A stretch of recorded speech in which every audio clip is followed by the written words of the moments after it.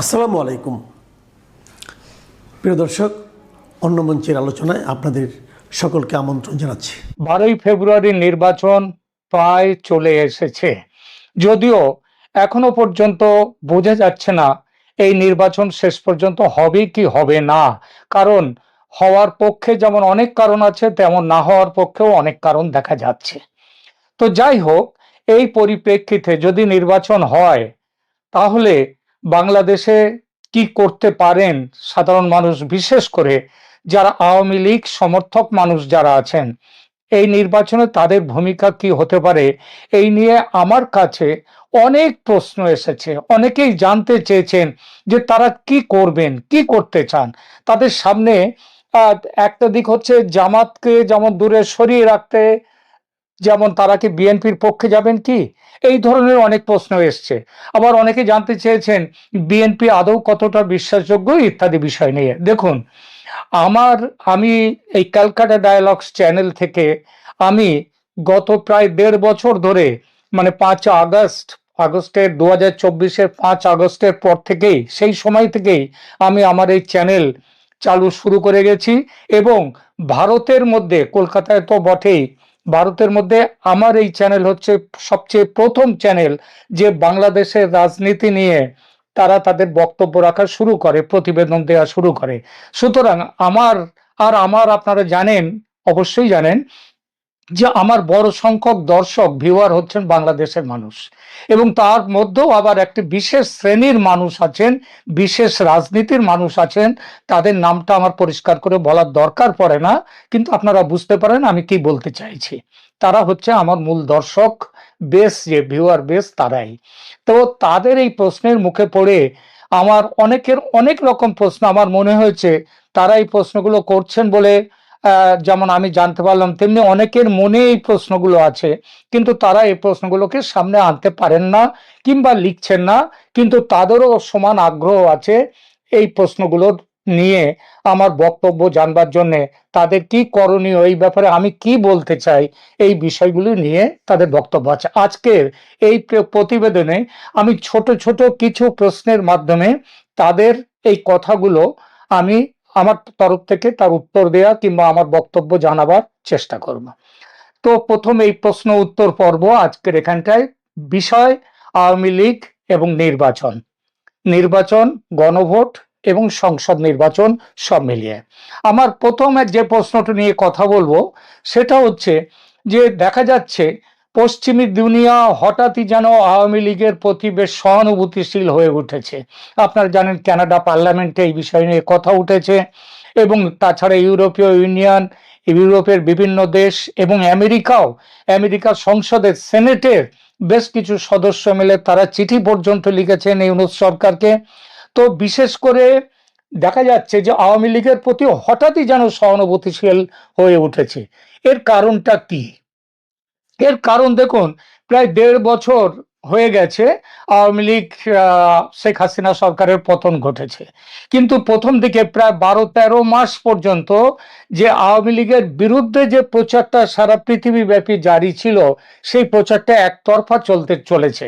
কিন্তু তারপরে আস্তে আস্তে আওয়ামী লীগের তরফ থেকে, শেখ হাসিনার তরফ থেকে তিনি আস্তে আস্তে আসা শুরু করেছেন বিভিন্ন সংবাদ মাধ্যমে, এবং তিনি তার নিজের দলকেও যতদিন দিয়েছেন, ভাষণ দিয়েছেন, দলের প্রতি তার নির্দেশ ইত্যাদি দিয়েছেন, দলের কর্মীদের সাথে তিনি যোগাযোগ করেছেন।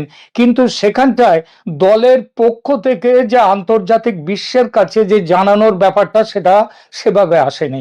তার জন্যেই দেশের পৃথিবীর মানুষ একতরফা শুনে গিয়েছে আওয়ামী লীগের বিরুদ্ধে, শেখ হাসিনার সরকারের বিরুদ্ধে।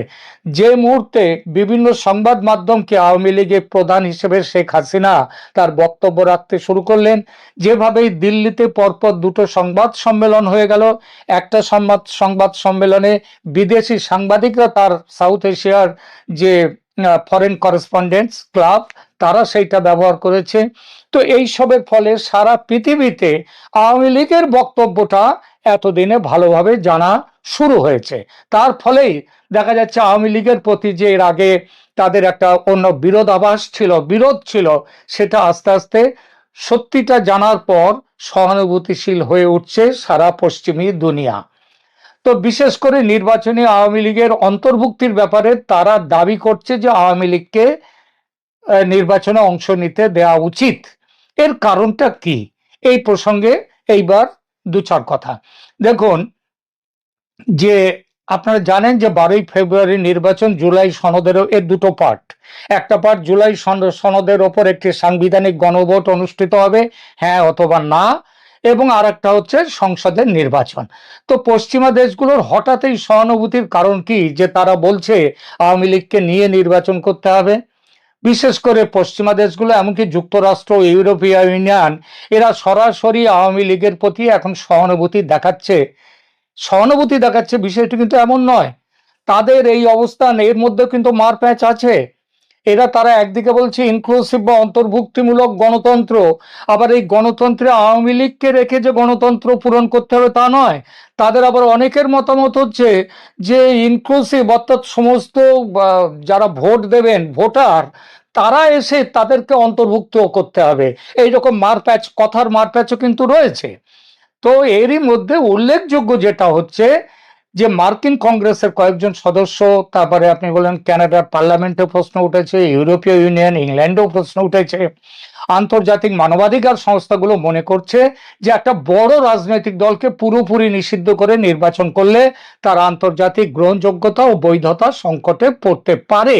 এবং তারা এমনও আশঙ্কা করছেন যে কোনো রাজনৈতিক দলকে প্রশাসনিক আদেশে নিষিদ্ধ করার নজির যদি তৈরি হয়ে যায়, তাহলে ভবিষ্যতে অন্যান্য দলের বিরুদ্ধেও এটা ব্যবহার করা যেতে পারে, যা গণতন্ত্রের দীর্ঘমেয়াদী স্বাস্থ্যের জন্য ক্ষতিকর।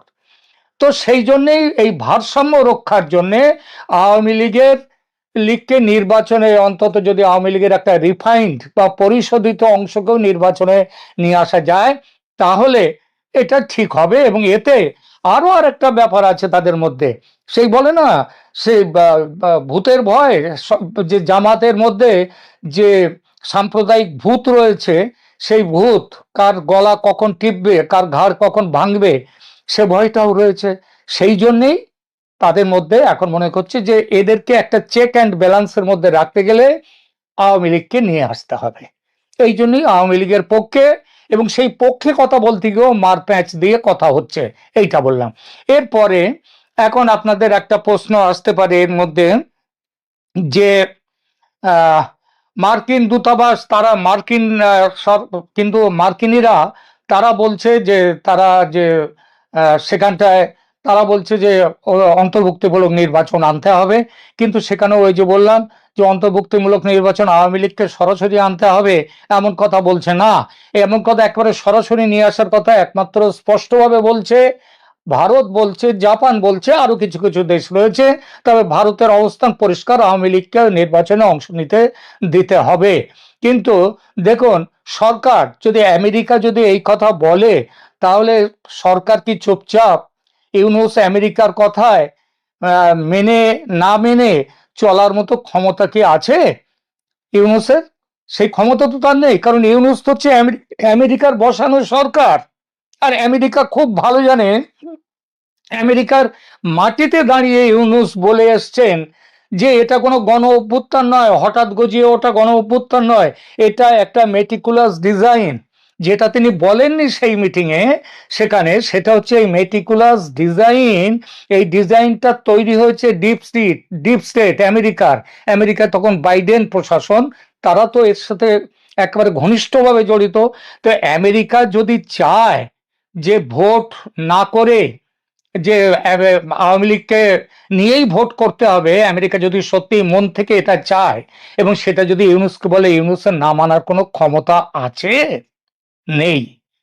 সুতরাং এই যে কথার 2 নম্বরই, এটা আমেরিকাও করছে। ওই যে বলে না, সাপের গালেও চুমু খাওয়া, ব্যাঙের গালেও চুমু খাওয়া একসাথে, সেই জিনিসটা করছে তারা। এবার একটু গণভোট প্রসঙ্গে কথা হোক। গণভোট ব্যাপারটা কি সেটা নিয়েও 2-4 কথা বলবো। কারণ গণভোটে আপনারা মোটামুটি শুনেছেন 80টার ওপর, সংবিধানের 80টার ওপর সংশোধন নিয়ে আসা হবে। এই গণভোটের হ্যাঁ বললেই ওই 80টা সংশোধনের দরজা খুলে গেল, পাসপোর্ট মিলে গেল। ঠিক আছে, এইবার তাহলে আমরা দেখি, এবং তার জন্য সরকার কারণ এই সরকার হচ্ছে যারা 24-এর ওই গণ অভ্যুত্থান থেকে উঠে আসা তারাই তো এই সরকারটা করেছে। সুতরাং হ্যাঁ ভোটের পক্ষে সরকারের স্তর থেকে জোরদার প্রচার চালানো হচ্ছিল এবং এই প্রচার চালানোর জন্য 140 কোটি টাকা বরাদ্দ হয়েছে।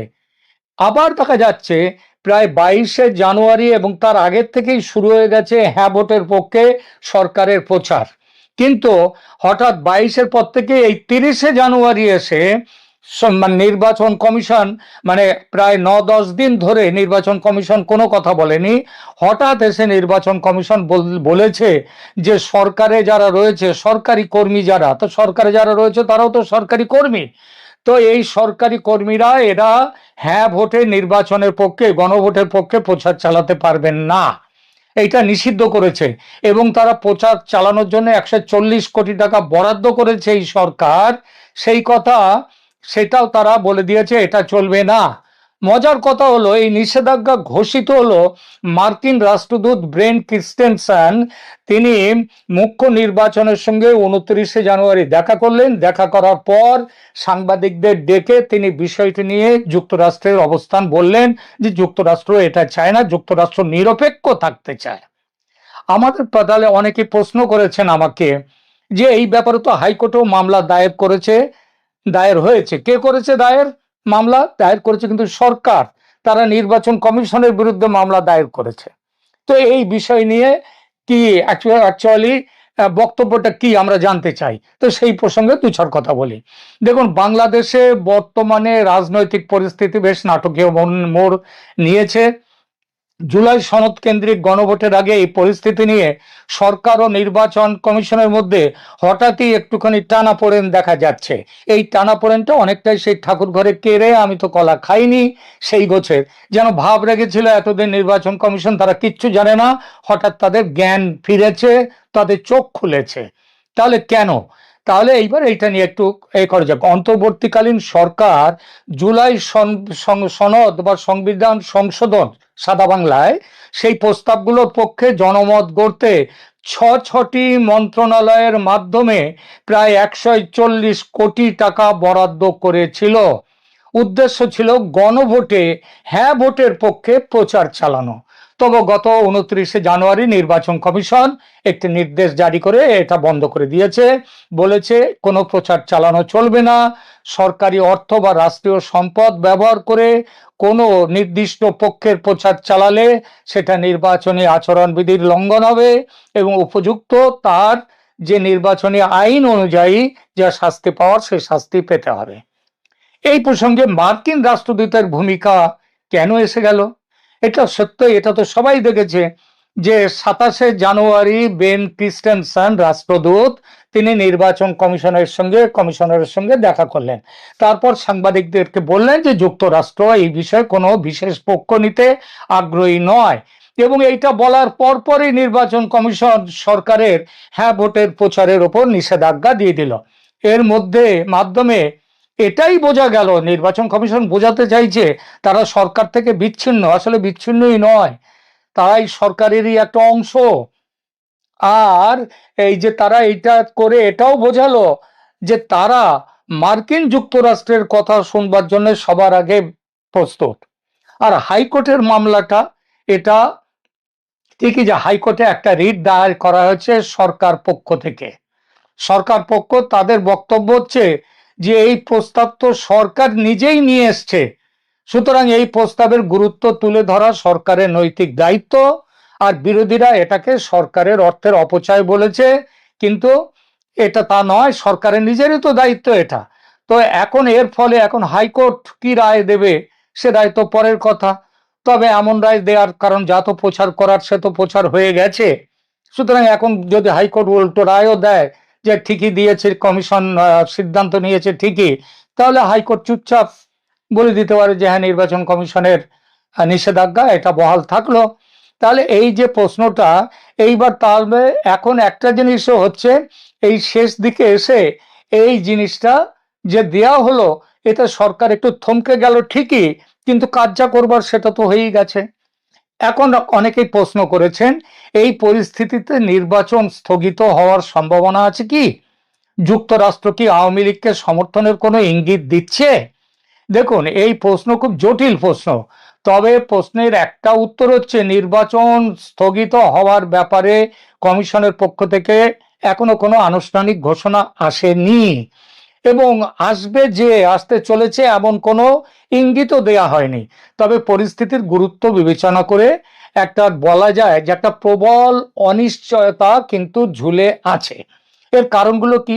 দেখুন, প্রধান উপদেষ্টা মোহাম্মদ ইউনূস স্পষ্ট বলেছেন যে 12ই ফেব্রুয়ারির নির্বাচন এবং গণভোট কেউ আটকাতে পারবে না, এটা তিনি বলেছেন। কিন্তু মার্কিন দূতাবাস সম্প্রতি তাদের গোয়েন্দা তথ্যের ভিত্তিতে একটি সিকিউরিটি অ্যালার্ট জারি করেছে, যেখানে ভোটের দিন নাশকতার চরম আশঙ্কা প্রকাশ করা হয়েছে। যদি নির্বাচনের 1-2 দিন আগে বড় ধরনের কোনো সংঘাত শুরু হয়ে যায়, তবে অনিবার্য কারণবশত নির্বাচন পিছিয়ে দেয়া হবে। এছাড়া নির্বাচন কমিশন যেভাবে সরকারের 140 কোটি টাকার প্রচার অভিযান বন্ধ করেছে, তাতে কমিশনের ওপর সরকারের একচ্ছত্র নিয়ন্ত্রণ আমেরিকার চোখ রাঙানিতে কিছুটা শিথিল হয়েছে বলে মনে করাই যায়। এটা একটা সংকেত হতে পারে যে এই পরিস্থিতির পরিবর্তন হতে পারে। সুতরাং যুক্তরাষ্ট্রের নির্বাচনের তারিখ যদিও এখনো পর্যন্ত স্থির আছে, তবু পরিবর্তিত হতে পারে বা স্থগিত হয়ে যেতে পারে। এরপরে আপনার অনেকেই প্রশ্ন করেছেন, যুক্তরাষ্ট্র কি আওয়ামী লীগকে সমর্থন দিচ্ছে? এটা অত্যন্ত ভুল বোঝাবুঝি। আমি তো এর আগেই বলে দিয়েছি যে যুক্তরাষ্ট্র আওয়ামী লীগকে সমর্থন দিচ্ছে না, তারা একটা প্রক্রিয়াকে সমর্থন করছে, সেটাও মনে এক মুখে আর এক। বিষয়টা এইভাবে দেখবেন, যুক্তরাষ্ট্র ওই গণতন্ত্রের কথা বলছে, কিন্তু আওয়ামী লীগকে না নির্বাচনের মধ্যে আনলেই তাদের সুবিধা, সেটা লাইনে তারা কিন্তু এখনো অটল আছে। তারা অটল না থাকলে এই ইউনূসের ক্ষমতাই হতো না যে যুক্তরাষ্ট্রের কথা অস্বীকার করে আওয়ামী লীগকে নির্বাচনের বাইরে রাখবে। সুতরাং এই ব্যাপারটা তার মানে সেটা এখানে নয়। এখন তাহলে এরপরে দেখুন, এইবার একটু আসি জুলাই সনদের ব্যাপারে। জুলাই সনদ, এই ব্যাপারে অনেকেই প্রশ্ন করেছেন, জানতে চেয়েছেন যে আমরা এই 80টা ইত্যাদি এত বড় একটা কাণ্ড কারখানা নিয়ে আমরা ঠিক শুনতে চাই না। আপনি বলুন তো, সব থেকে গুরুত্বপূর্ণ 10টা পরিবর্তন সম্পর্কে আমরা জানতে চাই। দেখুন, জুলাই সনদ বা জুলাই জাতীয় সনদ 2024 সালের ছাত্র জনতার গণ অভ্যুত্থান যেসব বিষয়গুলোকে সামনে রেখে নিয়ে এসেছিল, সেই ব্যাপারগুলোই এখানে এসেছে। এই সনদটি গত 17ই অক্টোবর 2025 তারিখে স্বাক্ষরিত হয়েছে। এবার গণভোটে এই সনদটা পাস হয়ে গেলে সংবিধানের আমূল পরিবর্তনগুলো আসবে, এবং আপনারা জানেন 80টা মতো সংবিধান সংশোধন হবে এর মধ্যে। এই 10টা, তার মধ্যে থেকে 80টায় যাচ্ছি না, প্রধান 10টা পরিবর্তনের নিচে বলছি। প্রধানমন্ত্রী ও রাষ্ট্রপতির মেয়াদ নির্ধারণ, এটা 1 নম্বর। একজন ব্যক্তি 2 মেয়াদের বেশি প্রধানমন্ত্রী বা রাষ্ট্রপতি থাকতে পারবেন না। আমেরিকায় এই নিয়মটা আছে, আপনারা জানেন, সেখানে রাষ্ট্রপতি 2 মেয়াদের বেশি থাকতে পারে না। ঠিক আছে, এটা একটা। এটার উদ্দেশ্যটা কি? নাকি দীর্ঘমেয়াদী কেন্দ্রীকরণ ও এক নায়কত্ব ঠেকাতে এটা নাকি বড় ভূমিকা রাখবে। আচ্ছা, এরপরে 2 কক্ষ বিশিষ্ট সংসদ, এটা পৃথিবীর বহু দেশে আছে, ভারতেও আছে, আমেরিকাতেও আছে। একটা রাজ্যসভা আর একটা লোকসভা। তো এক সভায় লোকসভাটাকে বলা হয় নিম্ন কক্ষ, আর একটা সভা হবে উচ্চ কক্ষ। এই উচ্চ কক্ষ যেটা, সেটা নিম্ন কক্ষ তো তৈরি হবে মানুষের ভোটে সংসদদের, এবং এদের প্রস্তাব আছে যে নিম্ন পক্ষের যে ভোট হবে, নির্বাচন হবে, সেই নির্বাচনে কে কত শতাংশ ভোট পেয়েছে তার উপর থেকে নির্ভর করে তৈরি করা হবে উচ্চ সংসদ, উচ্চ কক্ষ। এইটা অর্থাৎ এখানটায় চলে আসছে 3 নম্বর যে কারণটা, যে বিশেষ ব্যবস্থা, সেটা হচ্ছে যে এই প্রপোর্শনাল যে রিপ্রেজেন্টেশন বা আনুপাতিক প্রতিনিধিত্ব, যে যত ভোট পাবে নির্বাচনে সে সেই অনুযায়ী আসন পাবে সে সংসদে। অর্থাৎ কেউ যদি 5% ভোট পেয়ে জামানত জব্দ হয়ে গেল, তাহলে সংসদের 5% আসনে, উচ্চকক্ষের 5% আসনে তার প্রতিনিধি থাকবে। এরপর হচ্ছে চতুর্থ আরেকটা কারণ হচ্ছে বড় যে বক্তব্য, যে এখানে তত্ত্বাবধায়ক সরকারের অধীনে নির্বাচন করতে হবে, সেইটা এখানে পাকাপাকিভাবে এর মধ্যে রয়েছে। এরপরে রাষ্ট্রের যে মূলনীতির পরিবর্তনের ব্যাপারটা একটা বড় ব্যাপার। এতদিন ধরে বাংলাদেশ একটি ইসলামিক রাষ্ট্র এটা ঘোষণা করে গিয়েছিলেন জিয়াউর রহমান, কিন্তু বাংলাদেশের সংবিধানে কি লেখা আছে? সংবিধান কিন্তু এখনো সেই মুজিবের সংবিধানের কথাগুলো লেখা আছে 1972-এর। সেখানে লেখা রয়েছে জাতীয়তাবাদ, সমাজতন্ত্র ও ধর্মনিরপেক্ষতা আছে। এর পরিবর্তে এবার কি আসবে? ধর্মনিরপেক্ষতা চলে যাবে, জাতীয়তাবাদ থাকবে না, জাতীয়তাবাদ থাকবে না, আর সমাজতন্ত্রের বদলে আসছে সামাজিক ন্যায় বিচার। তাহলে কি আসছে? আসছে এই জাতীয়তাবাদ, সমাজতন্ত্র ও ধর্মনিরপেক্ষতার পরিবর্তে সাম্য, মানবিক মর্যাদা ও সামাজিক ন্যায় বিচার, এই তিনটি মূল আদর্শ হবে রাষ্ট্রের ভিত্তি। এরপরে আসছে নাগরিক পরিচয়। বাংলাদেশের নাগরিকদের এখন কি আপনারা বলেন? নিজেদেরকে বলেন বাঙালি, বাঙালি বলেন। এর পরিবর্তে এখানে নিয়ে আসা হয়েছে আপনারা আর বাঙালি থাকবেন না, এখন এই পশ্চিমবঙ্গের যারা বাসিন্দা তারাই নিজেদের কেবল বাঙালি বলবে। আপনারা বাংলাদেশে যারা থাকেন তারা নিজেদেরকে বাঙালি বলতে পারবেন না। বাঙালির পরিবর্তে বাংলাদেশের নাগরিকদের পরিচয় এবার হবে বাংলাদেশি। এটা একটা বড়, এই মানে হ্যাঁ ভোট দিলে এটা হবে, আপনার বাঙালিত্ব চলে যাবে, আপনি বাংলাদেশি হবেন। এতে সুবিধাটা কি? এতে সুবিধে যে বাঙালি জাতীয়তাবাদ, বাঙালি ঐতিহ্য, এই 25শে বৈশাখ, পয়লা বৈশাখ, বর্ষবরণ, এই সবগুলো আর থাকবে না, আপনি হবেন বাংলাদেশি। এরপরে আছে অনুচ্ছেদ 70-এর সংস্কার। সংসদ সদস্যরা নিজের দলের বিরুদ্ধে ভোট দেওয়ার উপরে যে কড়াকড়ি এখন আছে, মানে ফ্লোর ক্রসিং কেউ করতে পারবে না, সেটা থাকবে না। ফলে এমপিরা দলের যদি কোনো ভুল সিদ্ধান্ত হয় তার বিরুদ্ধে সংসদে মত দিতে পারবেন। এই এমপিদের ক্রস ভোটিং এর জোরে পাকিস্তানে নির্বাচিত ইমরান খান সরকারের পতন ঘটিয়েছিল আমেরিকা। ভবিষ্যতে যদি বিএনপিও ধরুন হ্যাঁ ভোটে সংসদ তৈরি হয়ে গেল, বিএনপি সংসদে ক্ষমতায় এলো, তাহলেও কিন্তু ওই সংসদের মধ্যে টাকা দিয়ে বিএনপির লোকজনদেরকে কিনে নিয়ে গিয়ে বিএনপি সরকারের পতন ঘটাতে পারবে, আইন সেখানে বাধ্য হবে না। এরপরে নতুন মৌলিক অধিকার, এখানে ইন্টারনেট ব্যবহার কখনো বন্ধ করা চলবে না, ব্যক্তিগত তথ্য সুরক্ষিত রাখতে হবে এবং ভোট দেওয়ার অধিকার সংবিধানে মৌলিক অধিকার হিসেবে স্বীকৃতি দেওয়া হবে।